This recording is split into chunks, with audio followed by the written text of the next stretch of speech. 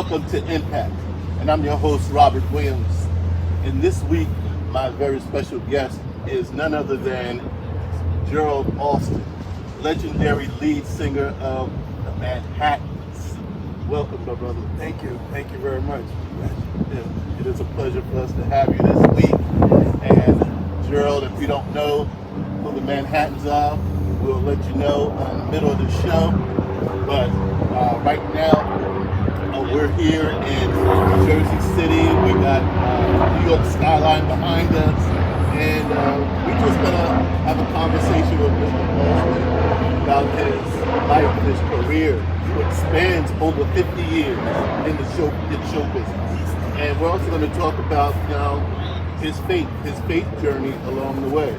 And speak about your faith journey. You started out in was it Henderson, South Carolina? Henderson, North Carolina. Henderson, North Carolina. Yes. And from what I know, you're a PK. Oh yeah. He's a PK, y'all. Oh yeah. Yeah. Yes, indeed. So tell me about growing up in Henderson and growing up in the church, and tell us about your roots. Well, my father was a singer. He sang gospel with his brothers and his uncles and cousins. And brother-in-law. They were called the Gospel Brothers. And the late Johnny Fields was my uncle. He was one of the founding members of the Five Blind Boys of Alabama. Right. And then on top of all of that, my mother and her sisters and my father's sisters had a group. I don't remember the name, but everybody was singing. And so it was just in my DNA, You came by honest. Yeah. So I started out singing in church, and which I still do today. I never stopped. But I grew up, and every Sunday we used to go to church. We had a neighborhood church called Oak Grove. The real name of the church is St. Andrew's Christian Church. Right. But it was down in like a valley area, and it surrounded by oak trees.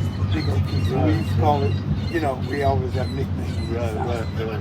But anyway, I started singing there, and I sang with my cousin, my Uncle Johnny's oldest son, Dwight and I. Dwight Fields. He replaced Blue when Blue passed. Okay. Right. And but we started singing as kids, and I remember. I got to tell you this quick story. He and I used to have our concerts in my backyard, grandmother's backyard. Oh, you had some of those too? Yeah. And it would just be the two of us, and we had this big metal pole that was connected to a fence, but anyways, fence was gone. So that was our microphone. And we would have church service there. And so one day we were singing, and after we finished singing, Dwight said, let's go to Miss Edwards' house and sing for her. She was Miss Cora Edwards. She sold candy and cookies. Right. And he said, maybe we can get some cookies. So we went down to her house, and she allowed us to sing, and she gave us cookies. So about a week later, we decided to try to get some more cookies. And so we went back to her to sing again. She said, this is what I want you to do. She handed us this sheet music and told us, when you come back, if you sing this song, you get the cookies. And the song was, yes, Jesus loved me. Yes, Jesus loved me. Right. And so we learned it. We came back and we sung it. We got our cookies. And from then on, he and I started singing together all the time. In the neighborhood, walking through the neighborhood. Right. We'd be singing, and as we grew up and got, we started, we got into middle school. Dwight moved to the other side of town. Right. And they started a group called the Twilight. And the lead singer they had singing could no longer sing with them. So they came and got me. And we changed the name of the group to the Gospel Jubilee. Right. And the Gerald Alston and the New Appearance. And on Friday and Saturday night, we were the New Appearance. And on Sunday morning, we were the Gospel Jubilee. Y'all changed man. Yeah. And, now, did your parents know when started Saturday night? Oh, yeah. So they encouraged you? Yeah. All right. And So I grew up singing gospel, Dwight and I. Yeah. And we separated for a number of years. After we got out of high school, maybe 20 years, 25 years. Right. And we came back together for a while. And then he started working with us. He worked with us, and he would do background with us. And then, unfortunately, when Blue passed, he stepped in and started doing Blue's part. And so, I asked because, back then, secular music was taboo. As far as the church was concerned, it was considered devil music. Right. So, so that tells me that, you had some great parents. Yes, I did. Because not many pastors back then would allow their children to sit on Friday and Saturday night. Well, my father always told me, he always had this belief. He said, when you sing, son, know what you're singing. Learn the song, know the story. Right. And you can put your heart in it. He said, and as long as you're singing positive, bringing happiness, joy, and smile to people, to your fans, you're doing what God gave you that time. Whether gospel or whether R&B. Right. What they call it rock and roll. Right. And he said, as long as you're doing it for a positive cause, giving positive messages, right, and doing it the way it's supposed to be done, I don't have any complaints. And then later on, another time, I was at my uncle's house. I came down to visit him, and the pastor was there. Mm-hmm. And he started it on me about the devil. Oh, yeah, there you go. And so my uncle said, wait a minute, pastor, hold it, pastor. He said, as long as he's singing and bringing happiness and joy to his fans, whether rock and roll, right, or gospel, he's doing what God asked him to do. So please leave him alone. Yeah, leave that boy alone. Y'all here, leave them children alone. Okay? Because that is so important. Yeah. Because we get so religious about stuff and we miss the big picture. Because we serve a big God. Exactly. And God is bigger than our music label. Yes. And he created it all. And so I'm saying to our audience there, if you are parents and you have a child who is musically inclined, let that child fly. Oh yeah. Invest in that child's talent and let them fly. And so I was privileged myself because my father took my sister and I to the Apollo Theater to see the Temptations in '69. Yeah. Okay? And I came back to school and I started me a little group and we started singing Ball of Confusion at all the little lunch periods. Yeah. Yeah. Yeah. And so from then on my father just invested, in my music. So it's very important that our parents, see the gift in us. Yeah. See the gift of God in us and nurture it, invest in it, and let us fly. Exactly. So let's talk about 1970. Tell us about how you came to be the lead singer of the Manhattans. Well, I graduated that year, and I started a junior college in North Carolina, in Kittrell, called Kittrell Junior College, and which is right outside of us. Right. So I started there in August, and the Manhattans came in October, and Dwight and I started singing. So I was in class, and my English professor, Miss Sarah Blake, oh my God, Professor Blake, she asked me could they use my equipment for the show, and I didn't even know the Manhattan were coming. So I went home, got my equipment, set it up, and I was testing it.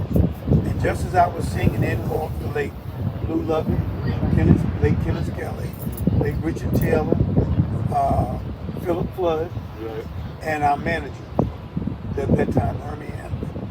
And Richie said, first thing he said, oh my God, this is a God song. And I was singing When We Get Married, the version that True. Right. And so they asked me to sing on the show. And afterwards, they took my name my number. And I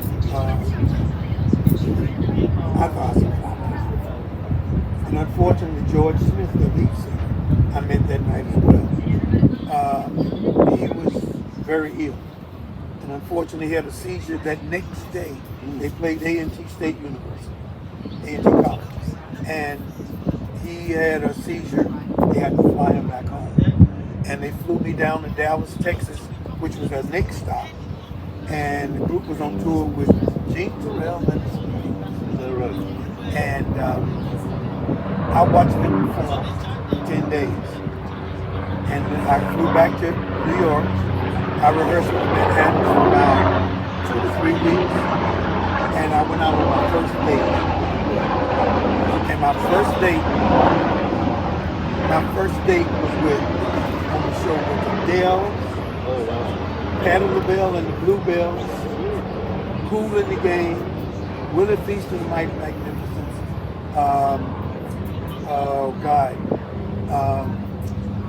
Brenda and the Tabulations. And oh my God, it was packed.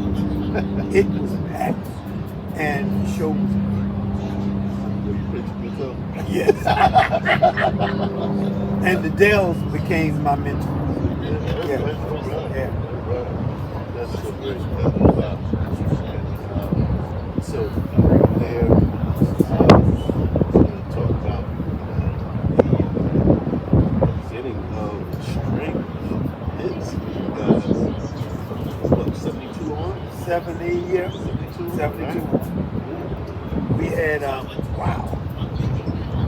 I remember recording, the first song that I recorded was 1,000,001. And I recorded that at Advantage Studios. It was Eric, Gail, Richie T, Pretty Birdie, Chuck Brady, and those were the rhythms. And I did it with full orchestration. Bert Keys was the producer, and he put me in one group, Manhattan's in one group. We did 1,000,001. I'd never recorded with orchestra or sang with orchestra in my life. And to hear that music around me, and from 1,000,000 to 1 to One Life to Live, it's the only way. I Can't Stand For You to Leave Me. Right. There's No Me Without You.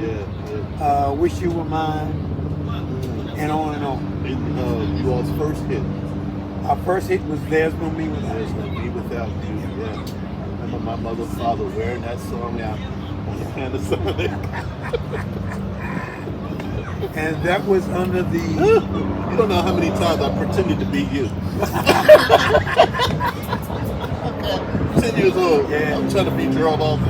And we got that hit with Mr. Clive Davis. He was president. Yo landed. That was your first recording label. It was no joke. Oh no. We were with Stardate King first.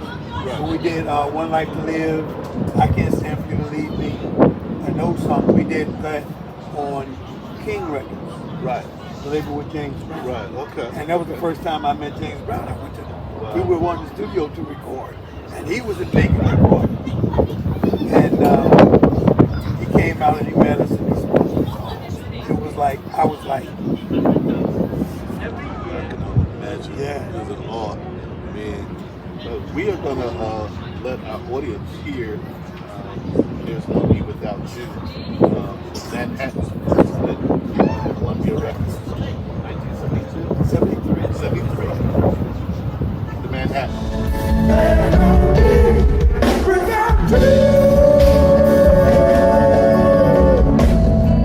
You know,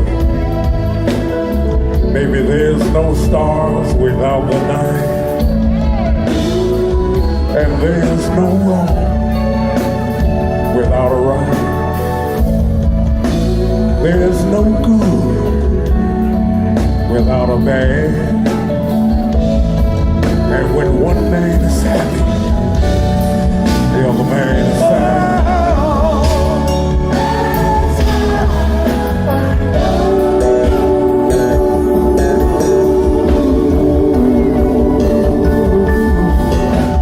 There's no me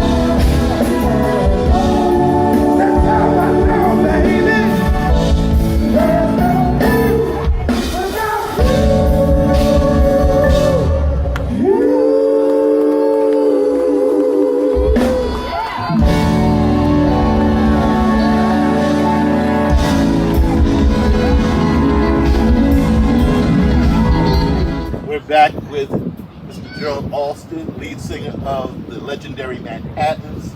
Did you enjoy that song? I know that was one of my favorites from them. And so, again, you guys landing a record deal with Columbia Records, Yes. that was a big thing. That was. How did that transpire? We went to Philly International and we weren't able to broker a deal. Right. So my manager said, well, let's go to Columbia. We went to CBS and we signed with CBS in 1972. Our first record was there. Right. And we were able to obtain Bobby Martin as a producer. Oh, wow. And that year, There's No Me Without You was the theme for the CBS International. And we had the pleasure of performing it with MFSB at the convention in New York. And to this day, that's my theme song, our blue theme that I use everywhere we go, because without our audience, without Columbia Records, Right. without our fans, without our promotional staff and promotion people, radio, the crew that set up the stages for us to perform, we wouldn't exist. And I always dedicate that song to all of them. And thanks, that was written by the late Sonny Bivens. And just to give the names of the guys in the group, original groups, it was the late Blue Lovin', late Sonny Bivens, late Kenneth Kelly, late Richard Taylor, late George Smith, and Philip Flood, who's he's still here in Jersey. And after they all passed, we Blue and Sonny passed about the same time. And then we had gotten Troy. Troy was singing with us because we reunited in '93 to do a reunion tour, which was supposed to last just for a few months.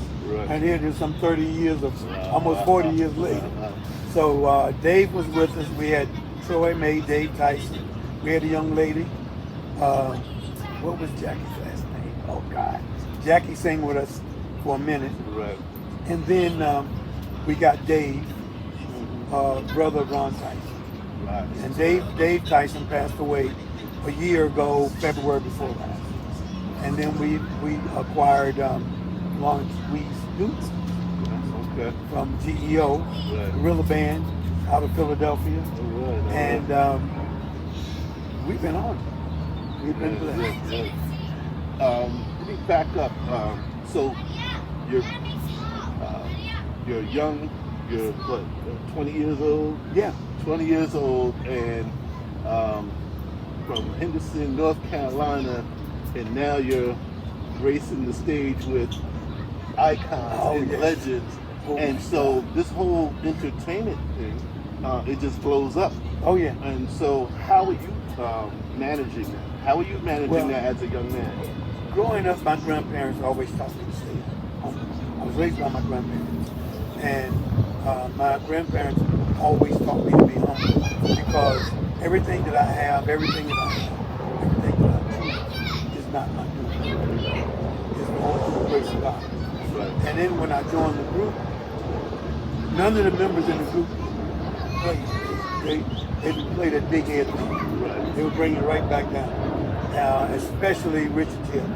So you guys were, sounds like you were grounded, before you even got there. Oh yeah. Grounded in the faith. Yeah. Grounded in the faith that you were rooted in. Yeah. That's very important, because a lot of us, a lot of musicians, a lot of people who have, graced the stage, they didn't have that stability. They didn't have that, those roots. It's so important that our roots be in Christ and be on the rock. Yeah. Our roots are in the rock. And, so you had that rock. You had that stability on it, just coming out the gate. Yeah. And when not only the Manhattans, but after I met the Dells, we toured together a lot. And I used to go to their dressing room, I guess, was seeking their approval. How did I do, and how was the show? And what I loved about them was they would tell because they love you. They care about you. Right. They wouldn't say you sounded great tonight, just to make you proud. Right. Johnny Carter, Marvin Jr., Chuck Barksdale, Vern, Mickey. Well, what happened to you tonight? You were off tonight or something. I remember one night we sang, and I did something on stage I wanted. I made a move on stage, and when I got off stage, Johnny Carter said, when you get changed after the show tonight, you come up to my room. I want to talk to you. I said, oh my God. And when I got in the room, he said, what the hell was wrong with you? What is all of this? You're a professional. And I didn't take it as an insult, but I know he was chewing me out for a purpose. And I appreciate to this day that he did that, because they were the guys that wanted to see you grow. Right. And the things that they had learned, they started singing in 50 or whatever. So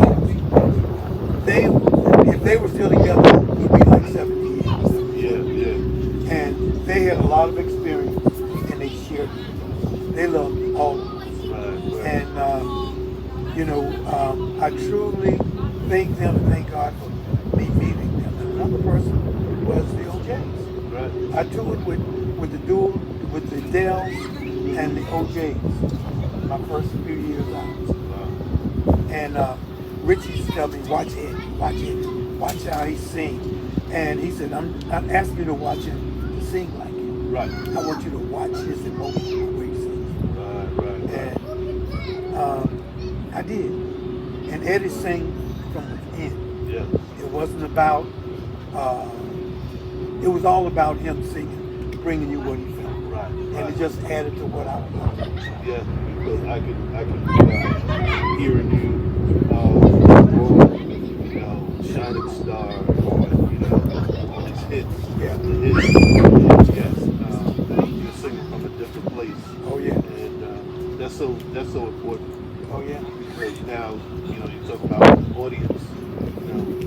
Now the audience is feeling. Yes. And that's what it's all about. Giving the audience not just a performance, but an experience. Yes. That's what you guys began to do as I watched you, follow you guys. And so that's something that we need more of. We need more mentoring. We need more grooming, especially from some of you elder statesmen. And I thank God for you guys because, of course, I've been with Blue Magic. I'm the baby on the block. I'm 8 years in, but as we perform together, I've watched you, I've watched others, I've watched Russell, I've watched other singers, and like I said,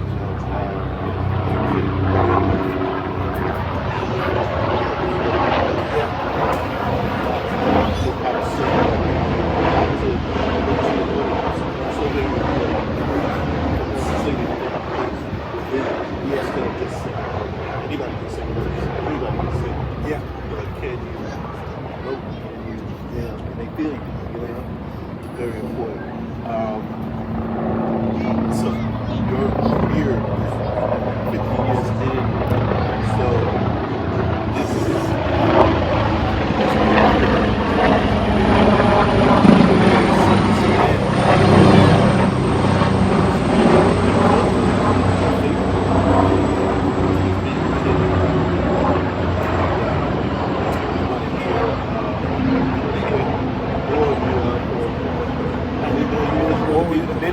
Many more. God is going to give you many more years, and He's already blessed you. You're already blessed. He's going to continue to multiply those blessings as you continue to do what He's called you to do, and be what He's called you to be. Thank you for joining us, and we want to thank you for tuning in. We want you to remember that you were created and called to make an impact on your world for Christ. And this has been Robert Williams for Impact on the Inspired Living Network. God bless you.